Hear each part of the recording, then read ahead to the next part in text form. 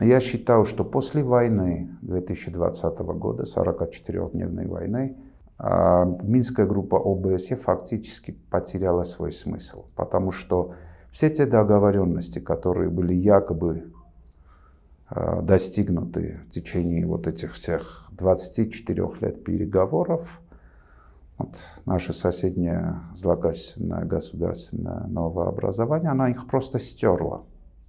Оно их просто стерло. То есть это было просто затягивание времени, качание мускулов за счет нефтедолларов. А в это время руководство Армении, вместо того, чтобы усиливать армию и укреплять оборонительную линию, у нас было время, мы могли построить вокруг Арцаха стену, которая бы превышала Великую Китайскую стену. У нас были ресурсы, у нас были деньги, у нас было время. Вместо этого руководство Армении богатело,